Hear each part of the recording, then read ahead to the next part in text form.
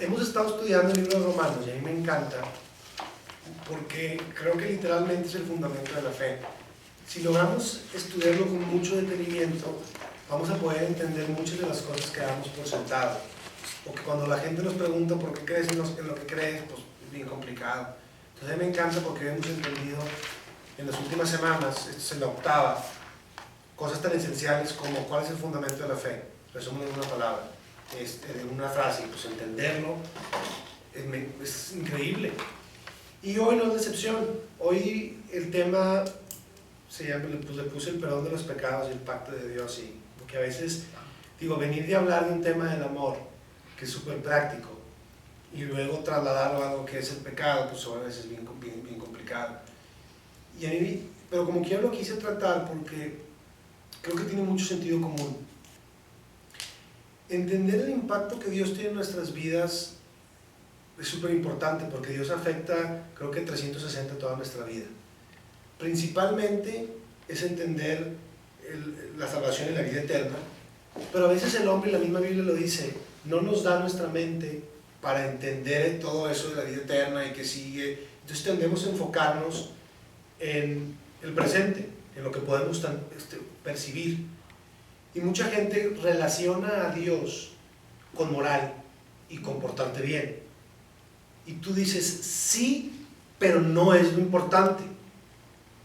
Y entender el por qué sí, ya creo que las últimas semanas hemos hablado del por qué sí, lo más importante no es esto. Pero también entender por qué sí es importante, creo que es padre. Porque la gente piensa que somos buenos para poder acercarnos a Dios, o que somos buenos y que eso es definición de un cristiano, pero no entienden la motivación de querer ser bueno. O sea, yo amo tanto a Dios, identifico, como lo vamos a ver más adelante, que el pecado me separa de Dios, que busco no cometer pecado para estar cerca de Dios. Y es bien interesante el elemento de cerca de Dios, porque luego la gente dice, entonces tú piensas que estás más cerca que otros, y no es necesariamente eso, sino es entender otro tema que hemos dado, que el hombre es cuerpo, alma y espíritu, y que el espíritu puede estar vivo o muerto en nuestras vidas, y en la medida en la que busquemos una vida de santidad, el Espíritu Santo va a estar con nosotros y por tanto tendremos una relación cercana con Dios que nos permite escucharlo, vivirlo, entenderlo, hacer otras cosas. Entonces, pues vamos a tocarlo, y en la medida que lo toquemos pues van a ir saliendo muchísimas cosas. La introducción dice que el pecado, y esa es la clave con lo que quiero que nos quedemos el día de hoy, el pecado te separa de una relación con Dios. Y justo hoy que le platicaba algo que estoy leyendo la Biblia en un año y que me está tocando leer Salmos, entiendo la importancia de vivir una relación cercana con Dios. Y la verdad es que la definición de pecado es no darle en el blanco a algo que es la voluntad de Dios. Uno de los temas que más me ha gustado, que me lo preguntaron y lo dimos, es ¿cuál es la diferencia? ¿Qué hace que algo sea bueno y qué hace que algo sea malo? Y yo dije, órale, está bien difícil la pregunta. Y en realidad está bien sencillo. Bueno es todo aquello que refleje la personalidad de Dios. Malo es todo aquello que Dios no es. Lo mismo es con pecado. Pecado es todo aquello que no refleje la personalidad de Dios. Y te fijas, Dios es amor, paz, gozo, muchísimas cosas. Y el pecado es, ahorita vamos a ver, todo lo que es contrario a la voluntad de Dios. Y me encanta porque al final el pecado es cuando conoces a Dios deliberadamente ir en contra de su voluntad, o creerte demasiado santo, o decir no necesito de Dios y por lo tanto vivo mi vida como yo quiera. Entonces vamos a ver, la Biblia dice que en realidad no hay una persona que no haya pecado. No se trata de decir tienes que ser perfecto, se trata de entender que es algo a qué aspirar. La vida que Dios te presenta o la personalidad de Dios es algo a qué aspirar, no para poder ser digno de Él, sino porque son leyes de la vida que si tú siembras para bien, vas a cosechar para bien. Y Dios nos ama tanto que nos deja una serie de normas y una serie de estándares que si tú logras seguir, te va a ir bien en tu vida personal, laboral, profesional, porque el propósito de Dios es que seamos prosperados en todo. Y necesita dejarnos instrucciones para poder seguirlas y que nos vaya bien en absolutamente todo. Entonces no es que tenga que ser perfecto para poder acercarme a Dios, es que mi relación con Dios me cambia y me hace prosperar en todo lo que haga. Y eso es lo realmente interesante.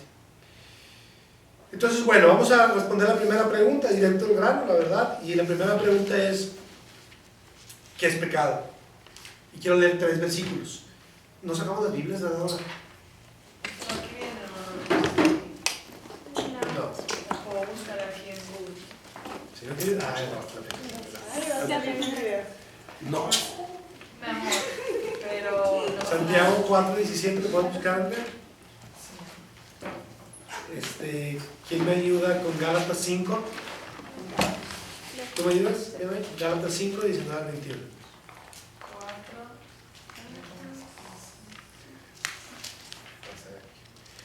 Santiago 4, 17. Y al que sabe hacer lo bueno, eso dice. Sí, espera, que los demás encuentren nota.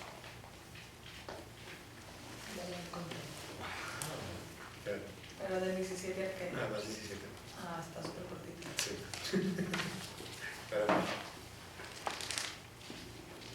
Porque luego también la palabra pecado está súper mitificada, entonces tiene una connotación súper religiosa y pues así pasa. Pero en términos prácticos son estas 2 definiciones que vamos a leer. 4:17. Ahora sí, Andrea, ¿qué dice? Dice, y al que sabe hacer lo bueno y no lo hace, le es pecado. Así de sencillo. Porque si te fijas, la definición de pecado es fallar al estándar. Y cuando tú tienes un estándar, que es la voluntad de Dios, sabes que es lo correcto y no lo haces, estás pecando. O sea, no veamos la palabra pecado como algo completamente religioso, veamos como no llegar al blanco, o sea, fallar a lo que debemos de hacer. Y luego la segunda definición que le pedí viene es las obras de la carne, Gálatas 5, 19 al 21. Porque de nuevo, con lo que quiero que nos quedemos es, en la medida en la que tú tienes una relación íntima con Dios, no es que te hagas mejor persona, sino tienes como resultado mejores obras, cuyo resultado es una vida pues, mejor en todos los sentidos. Pero cuando tú no tienes a Dios en tu vida, cuando siembras para la carne, tienes los frutos que naturalmente nos nacen. Yo platicaba esta semana o la semana pasada con una persona, y estábamos pues, no discutiendo, sino compartiendo puntos de vista. Y entonces él decía que, pues está bien, que no creía en la esencia de la fe, que es que Jesús murió y resucitó, porque se le hacía muy abstracto, pero que él creía en una fuerza general y que todo sería adelante. Entonces, perfecto. Para mí me sirve, y bueno, dividimos en muchas cosas, pero a mí me encanta la relación que yo tengo con Dios, porque eso me hace creer en la vida eterna, y además tengo un estándar que seguir, que es Jesucristo. Yo quiero ser un discípulo de Jesucristo, que buscarlo a Él me hace transformarme en toda mi vida. Por eso para mí hace mucho más sentido creer en Jesucristo, un hombre que murió y resucitó, por eso creo en la vida eterna, porque si Jesús no hubiera resucitado, entonces no existe otra vida después de esto, entonces toda la fe que creemos es vana. Pero no solamente me sirve para eso, la vida eterna, sino me sirve para entender que en la medida en la que yo tengo una relación íntima con Dios, sus características invaden mi vida, que son contrarias a mi propia naturaleza. Y si tú sueltas la naturaleza humana, esta es la consecuencia, que esto es pecado, que esto es fallarle al propósito que Dios tiene para ti y para mí, que es Gálatas 5, 19 al 21.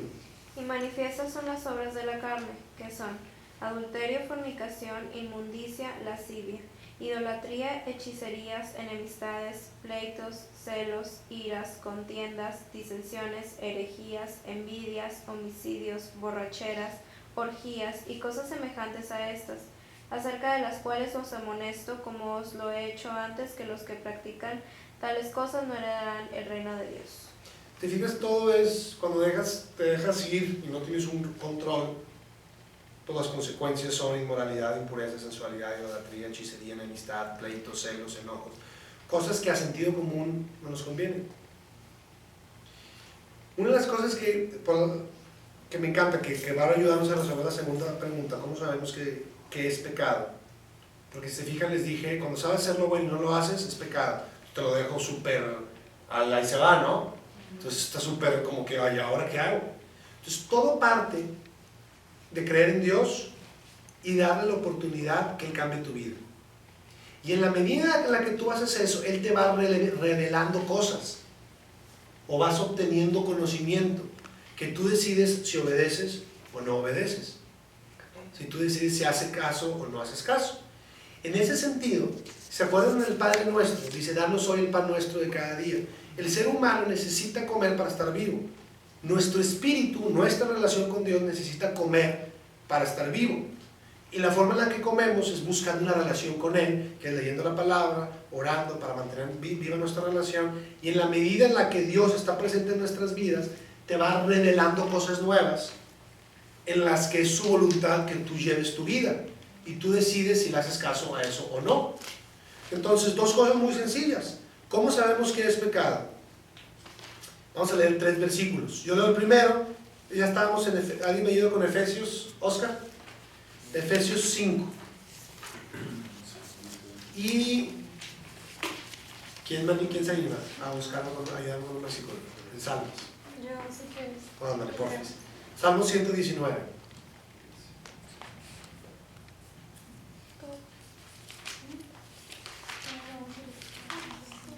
¿Salmos qué? 119.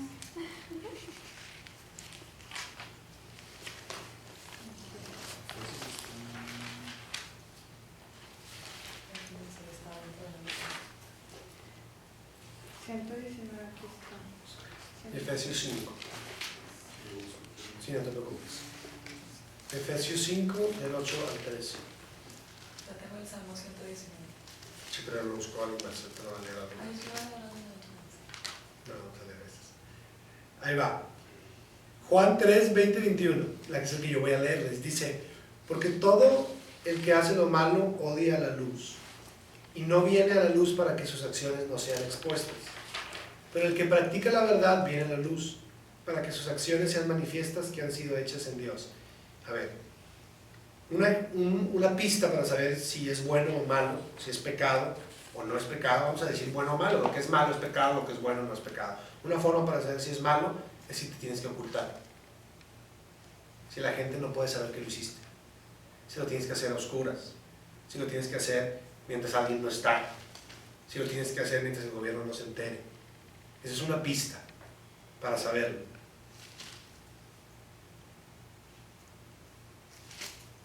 La segunda, Salmo 119, ¿lo buscaste? ¿Me ayudas? 119.05. Digo 105. Lámpara es a mis pies tu palabra y luz para mi camino. Si lo bueno es algo que traes a la luz y lo malo es algo que escondes, la forma en la que un creyente busca encontrar la voluntad de Dios y saber lo que es bueno y es malo es yendo a la palabra de Dios. Y el rey David dice: lámpara es a mis pies tu palabra. La Biblia me ayuda a saber en dónde debo de caminar, y luz para mi camino, para saber si lo que estoy haciendo está bien o está mal. Entonces, en ese entendido de la luz y la oscuridad, porque si ustedes saben que la oscuridad no es más que la ausencia de luz, el pecado no es más que la ausencia de la bondad, la maldad no es más que la ausencia de la bondad, es que vamos a leer Efesios 5, del 8 al 13. Porque antes eras tinieblas, pero ahora sois luz en el Señor. Andad como hijos de la luz, porque el fruto de la luz consiste en toda bondad, justicia y verdad. Y ahí hago una pausa. Ahora es hijo de Dios y dice: el fruto de la luz, el fruto de estar con Dios, el fruto del Espíritu, ¿es qué? Consiste en toda bondad, justicia y verdad. Los frutos del Espíritu: bondad, justicia, darle a cada quien lo que responde, ser una persona íntegra. ¿Sí? Del 10 al 13. Examinando qué es lo que agrada al Señor, y no participéis en las obras estériles de las tinieblas, sino más bien desenmascaradlas, porque es vergonzoso aún hablar de las cosas que ellos hacen en secreto, pero todas las cosas se hacen visibles cuando son expuestas por la luz, pues todo lo que se hace visible es luz. Te lo voy a poner de esta manera. Aquí lo que en estos 3 versículos nos está diciendo es que la lectura de la palabra de Dios, o sea, la Biblia, una comunión con Dios, te va a ir revelando a ti lo que es bueno y lo que es malo. La Biblia es súper clara en el elemento de juzgar. Te dice: nunca juzgues, sácate primero la viga de ti antes de decir que el otro está mal. Te empieza a hablar muchísimo de eso, porque Dios da revelación distinta. Podré juzgar que tus acciones están mal, pero nunca tus intenciones. Yo puedo condenar la acción, mas no la motivación detrás de la misma. Por eso Dios nos invita siempre a una carrera personal que nos lleve cada vez a parecernos más a Él. Entonces es evidente que si tú quieres llevar una relación cercana a Dios, lo primero que tienes que hacer es que buscar conocerlo cada vez más, y en la medida en la que Él te va revelando cosas que hacer y que no hacer, obedecer. Y esa es la clave. Por eso dice que somos como niños chiquitos que al principio no entendemos nada, y luego te dice: bueno, confía en mí, haz esto. Empieza a leer: ¿sabes qué? Deja de hacer esto, deja de hablar de esta manera, no hagas esto, espérate, confía, Dios te da consejos. Y en la medida en la que tú obedeces, Dios se fortalece en ti. Dice, si me amas, un versículo, dice, vas a ir a misa, si me amas vas a sufrir penitencias, si me amas, ponte una cruz. No dice eso. Dice, si me amas, guardaréis mis mandamientos. O sea, en la medida en la que tú dices sí, porque acuérdense que siempre es un paso de fe, creer que Jesús murió y resucitó y por lo tanto declararlo como tu Señor y Salvador. Si tú dices sí, en la medida en la que Él te va dando pequeñas cosas y tú obedeces, así demuestras tu fe con obras y en esa medida Dios se va arraigando en tu vida y va creciendo. Después dice, ¿qué debemos hacer cuando Dios te revela que estás cometiendo un pecado? ¿Saben qué es? Yo les voy a decir estos 3 versículos platicados. ¿Sabes cuál fue la primera palabra que salió de Dios después de estar? Ya ves que lo bautizan, se va al desierto y regresa. ¿Qué fue lo primero que salió de su palabra? Cuando Jesús es bautizado, después se va al desierto a ser tentado e inicia su ministerio. ¿Qué es lo primero que sale de su boca? Y es lo mismo que decía Juan: arrepiéntanse porque el reino de los cielos está cerca. La palabra arrepentimiento viene de la palabra de arrear, o sea, cuando estás arreando el campo, no sé cómo se llama cuando haces esa cosa. Arando, gracias. Entonces, cuando tú te equivocas, lo que haces es corriges de nuevo y haces la línea recta. Arrepiéntese porque el reino está cerca. Dios le está diciendo, crean lo que le estoy diciendo, pero necesito que cambien su forma de ser. Y entonces decía en Mateo 3:8, por lo tanto den frutos dignos de arrepentimiento. Y cuando dice Hechos, más adelante en el Nuevo Testamento, dice otro versículo, Dios anunciaba primeramente a los que estaban en Damasco, y después a los de Jerusalén, y después a toda la región, que debían arrepentirse, volverse a Dios, haciendo obras dignas de arrepentimiento. ¿Cuáles son las obras dignas de arrepentimiento? Te lo voy a poner fácil. No es penitencia, no es sufrimiento, es simplemente dejar de hacer el mal e ir a hacer bien. O sea, Dios no te pide que hagas algo extraordinario para entonces ser digno de poder decir que ya estás libre de pecado. Simplemente te dice, deja de hacerlo y ve hacia adelante. Y me encanta porque si se fijan cómo Dios te llama a la excelencia y a la perfección, porque Dios es amor, te llama a la perfección, pero entiende que nunca seremos perfectos. La cuarta pregunta es, ¿alguna vez llegaremos a ser perfectos? Pues no. Me ayudan a buscar Lucas 17:1, por favor.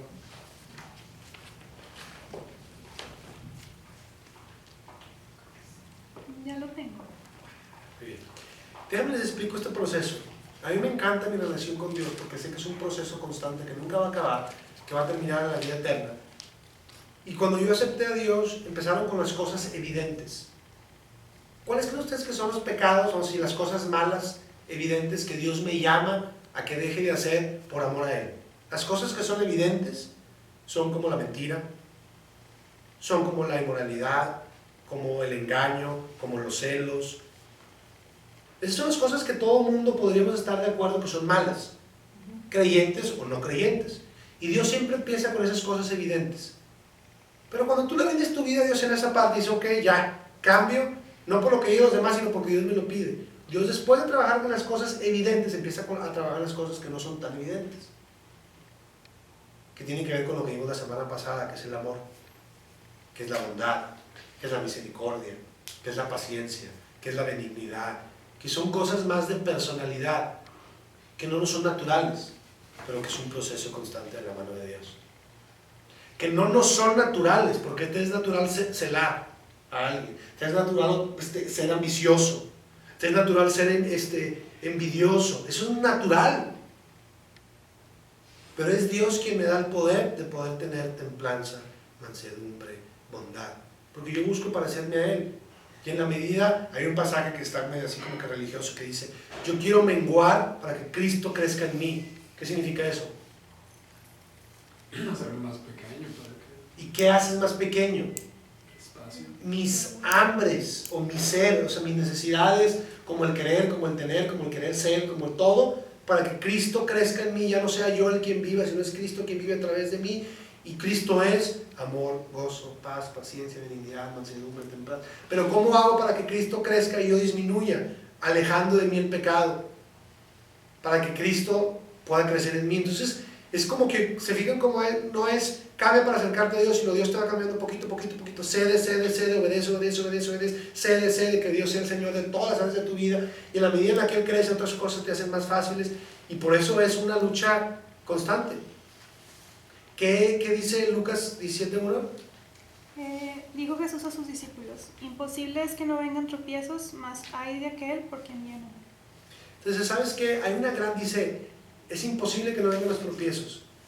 Y la segunda parte del versículo dice, pero hay de aquel por quien viene, o sea, hay de quien es la piedra de tropiezo. Yo te voy a decir esto: es diferente caer en pecado a vivir en pecado.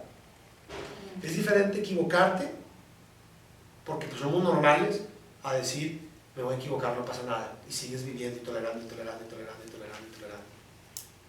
Entonces es inevitable que caigan los tropiezos, pero si tú mismo decides caer siempre en lo mismo, pues ¿cuál es el arrepentimiento?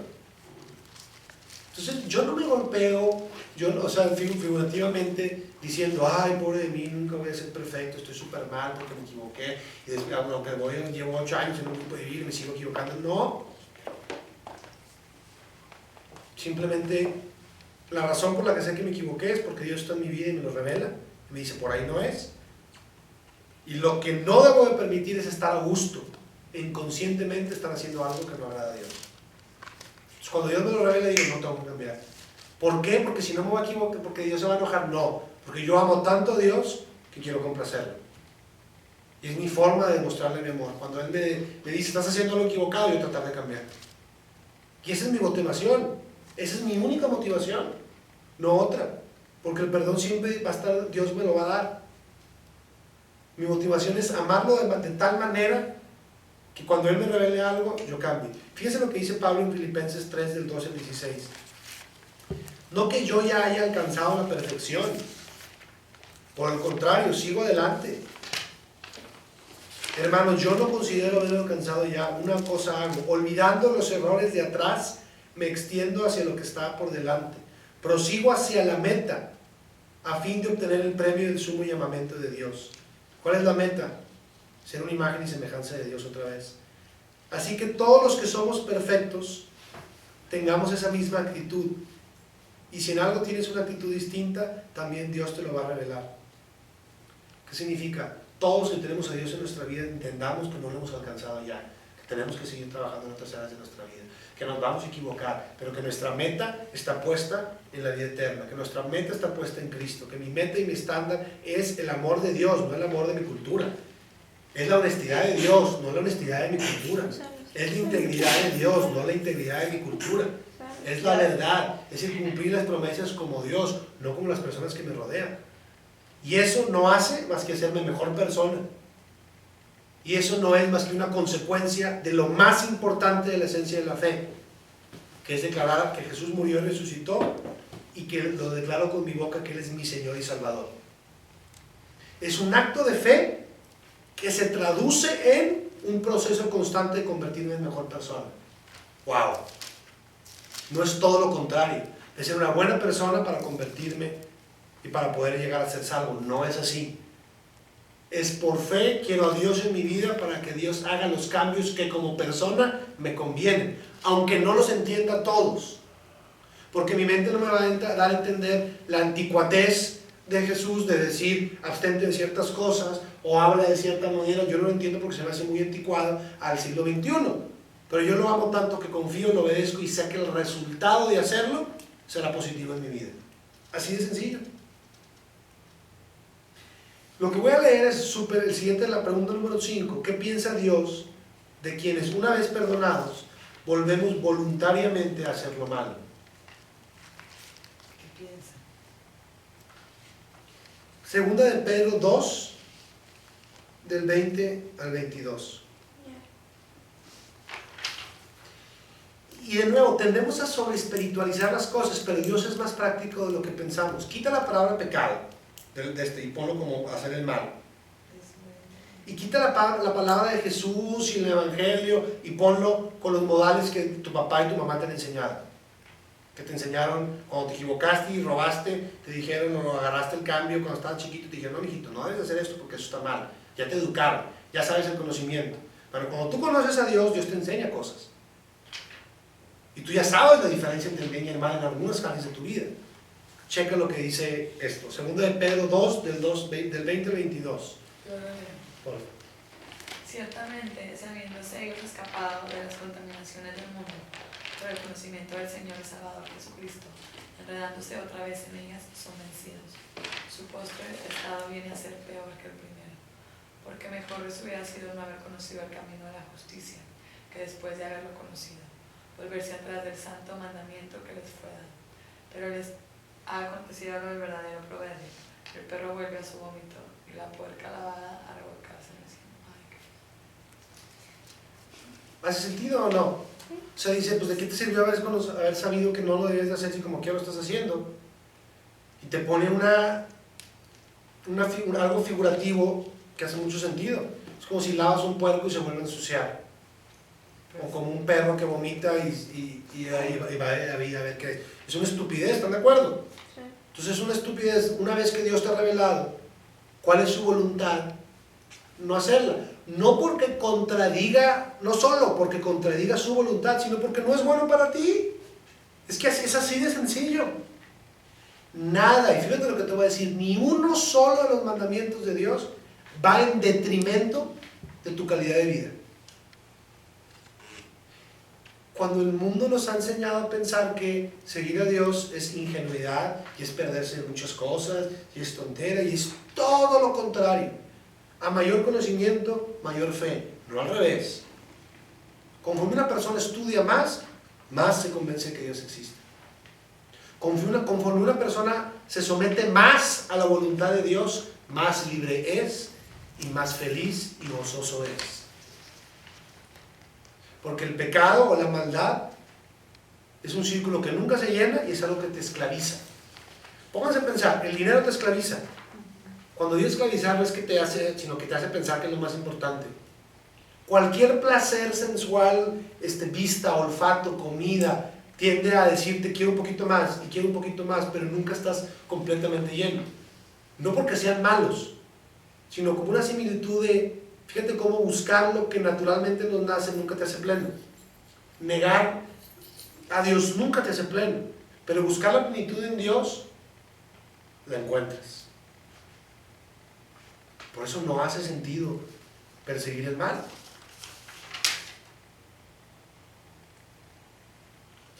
Con esto ya vamos cerrando. La pregunta 6 me encanta.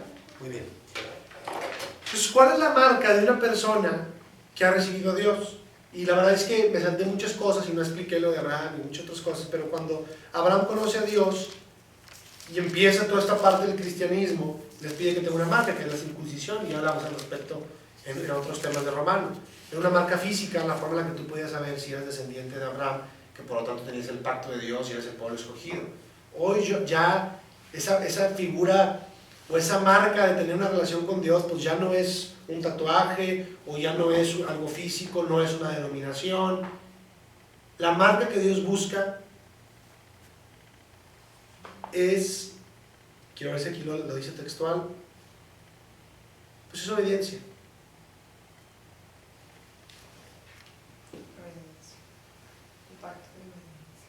¿Por qué? Porque te busca hacer dos cosas. Juan 8 se los voy a leer yo para no extender a los demás. Lo tengo. Muy bien, ¿lo lees? Dice, del 31 al 32. Dijo entonces Jesús a los judíos que habían creído en él: si vosotros permaneceréis en mi palabra, seréis verdaderamente mis discípulos, y conoceréis la verdad, y la verdad los hará libres. Si tú tomaste la decisión de ser mi discípulo, que significa querer aprender más de mí, vas a conocer mi palabra, vas a permanecer en ella. Y conforme medites en la Biblia, vas a conocer la verdad, y esa verdad te va a hacer libre. ¿Cuál es la verdad? Que no hay nada que pueda llenar el vacío que tenemos como seres humanos más que Cristo. Y que buscar parecernos a Él, buscar la bondad y huir del pecado, lo único que hace es hacernos mejores personas. pero todo parte de una decisión de fe, de creer en Él, declararlo como tu Señor y Salvador. Si tú cumples con ese primero, lo demás es busca conocerme y parecerte cada vez más a ti, a mí. Y el segundo versículo, que es Juan 13:35, responde a la pregunta clave: ¿cómo van a saber si eres un seguidor mío o no? O como te llames, te apellides, te vistas o hagas. La respuesta es bien clara: en esto conocerán todos que tú eres mi discípulo, si os tenéis amor los unos a los otros. Porque Dios es amor. Y el propósito de todo discípulo de Dios es parecerse a Dios. Así de sencillo.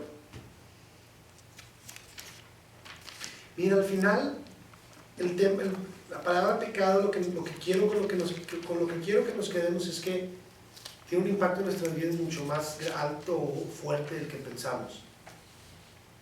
Y la manera en la que podemos encaminarnos hacia un mejor camino, una relación más sólida con Dios, es dándole la importancia que amerita la palabra pecado. Y para darle la importancia, lo veíamos que tiene que ver con la Biblia y una relación con Él. Y le voy a poner una alegoría, una historia. Es como cuando tú agarras la ropa sucia y ya ves que está en una bolsa. Bueno, yo tengo una como que cosa y la meto en la bolsa y lo voy a mato así y se lo doy para que lo lave.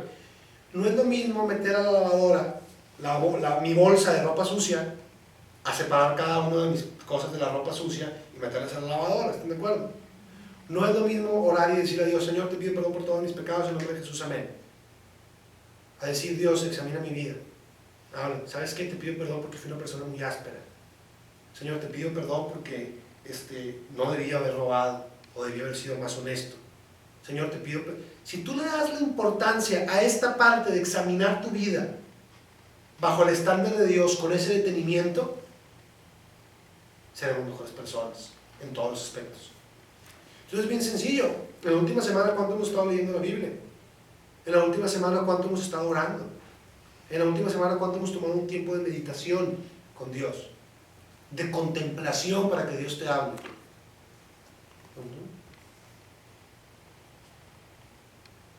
Entonces se trata, por eso yo el tema lo llamaba